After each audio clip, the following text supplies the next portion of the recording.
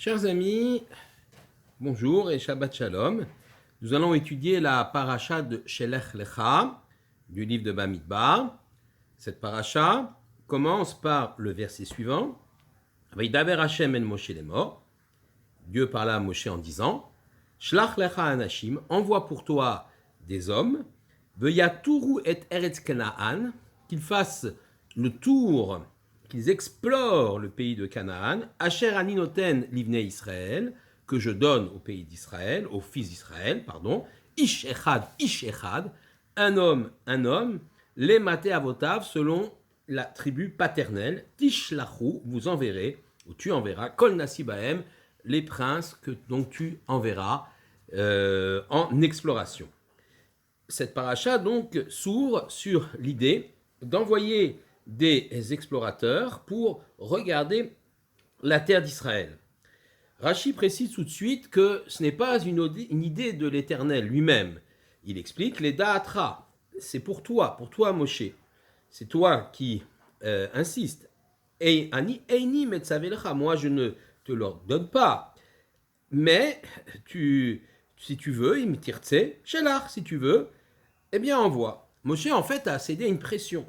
Les Bnei Israël sont venus le voir, les filles chez Baou Israël et Amrou, ils sont venus les Bnei Israël et ils ont dit Nishlecha anashim lefaneinu, envoyons des explorateurs devant nous. Et effectivement, ces explorateurs vont voir si ce pays est bon ou pas, si ce pays sera facilement conquis ou pas, si les villes sont fortifiées, quelle est la nature des habitants. Il faut considérer qu'il s'agit d'une demande légitime. D'ailleurs, l'Éternel y répond de façon tout à fait positive. Le problème, c'est l'intention que les explorateurs avaient mis dans cette volonté d'explorer le pays d'Israël. Cette exploration va durer 40 jours. Les explorateurs vont en ramener des éléments extraordinaires qui vont faire le chevar, c'est-à-dire l'éloge du pays d'Israël, des fruits gigantesques, une grande grappe de raisins, portée par plusieurs porteurs. Mais ils vont en même temps dire du mal de la terre d'Israël, considérer que celle-ci ne pourra être conquise facilement car il y a des géants, des peuples extrêmement puissants. Il manque donc évidemment de émouna, de confiance en l'Éternel. Seuls deux explorateurs, Kalev ben Yefouné, et Yoshua bin Nun et Josué, vont s'opposer au complot des explorateurs, des 10 explorateurs, et vont plaider pour une montée immédiate en Israël.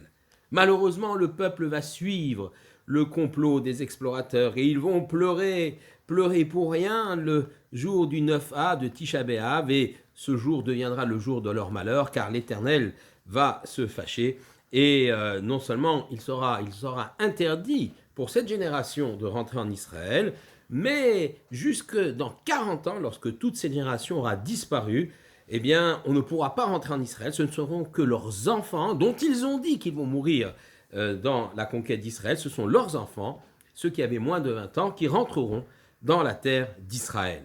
Tous les Tisha B'Av, tous les 9 Av, chacun va creuser sa tombe, va s'y coucher, et le lendemain, eh bien, malheureusement, un certain nombre d'entre eux vont disparaître, et ce pendant 40 ans. Terrible malédiction. Alors, essayons de comprendre quelle a été la motivation, la faute, le refus dont des explorateurs de rentrer dans la terre d'Israël, de s'opposer à l'entrée des Béné Israël, du peuple d'Israël. Alors, manque de émouna, manque de foi, c'est la première idée qui nous vient à l'esprit.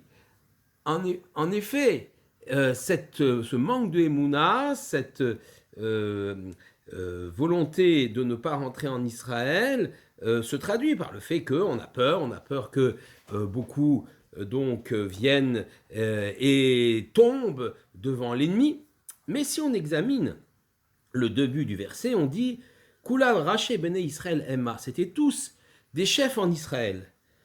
Donc des gens qui avaient une certaine intelligence, un pouvoir, une certaine justesse, c'est-à-dire des gens qui comptaient dans le peuple d'Israël. Est-ce qu'on peut expliquer leur refus uniquement par le manque de émouna, le manque de confiance? Deuxième possibilité d'explication, la perte de leur poste. En effet, pour l'instant, les chefs de tribus d'Israël sont les explorateurs et ils risquent alors, lorsqu'on va rentrer en Israël, d'avoir une réorganisation du peuple.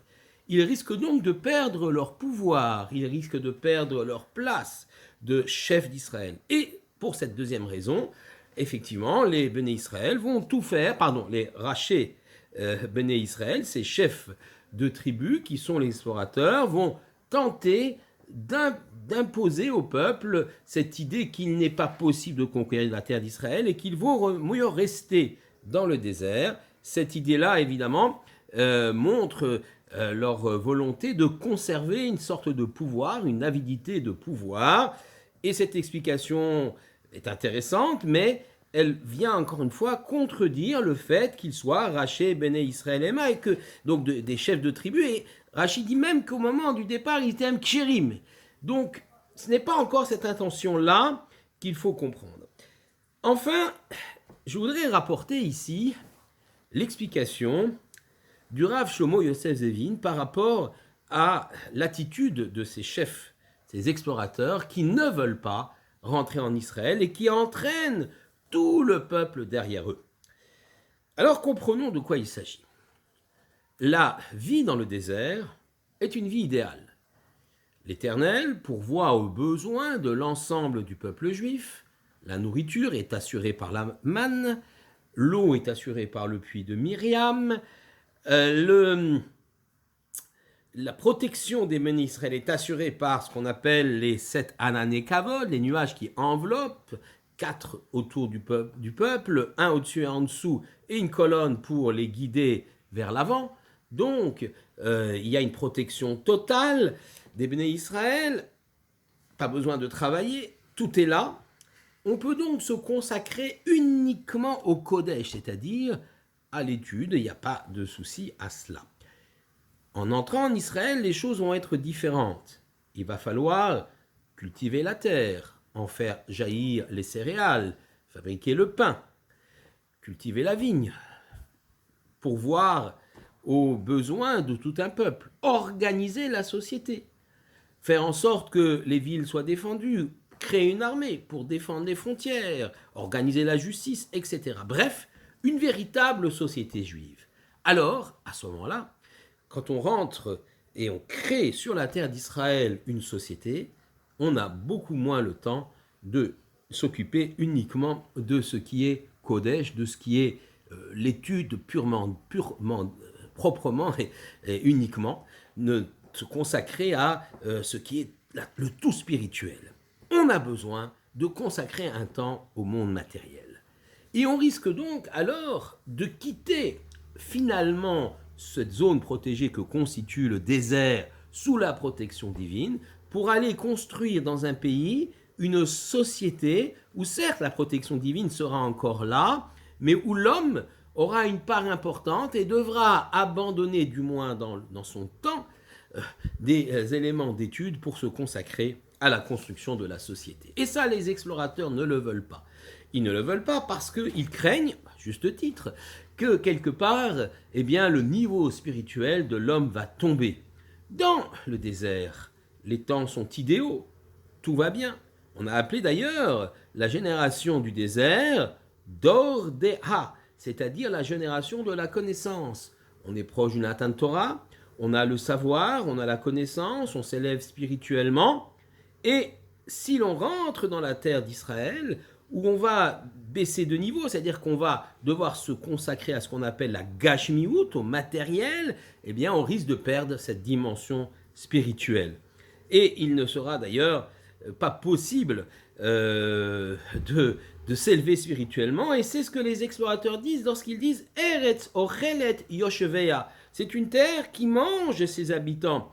Alors au sens physique, parce qu'ils ont vu, ils ont exploré la terre, ils ont vu qu'effectivement, il y avait beaucoup d'enterrements, beaucoup de gens mouraient d'épidémies, de peste. En fait, l'Éternel avait voulu faciliter leur passage incognito en provoquant des épidémies, les gens étant occupés à enterrer leurs morts. Mais aussi, donc cette idée de Eretz Ochelet Yoshevea peut se comprendre aussi au sens spirituel, Une terre qui avale ses habitants, c'est-à-dire qu'ils n'ont plus le temps de se consacrer à l'élévation spirituelle, tant ils sont pris dans le monde matériel et dans la construction de la société. Et c'est là justement l'erreur que commettent les explorateurs. Ils commettent cette grande erreur parce que justement la Torah n'a pas été donnée pour vivre dans un monde éthéré, dans un monde coupé de toute réalité.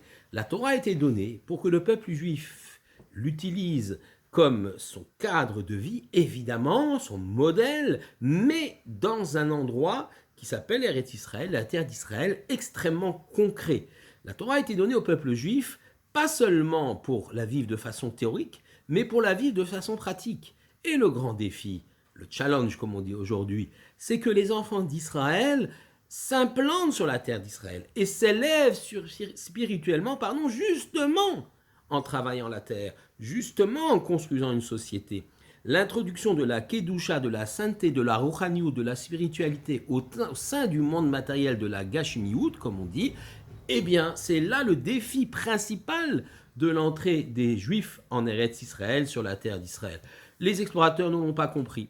Ils ont pensé, ils ont cru que la situation idéale, spirituelle idéale du désert devait être celle qui allait perdurer pour l'éternité. Eh bien non. Seuls Kalev et Yoshua l'ont compris.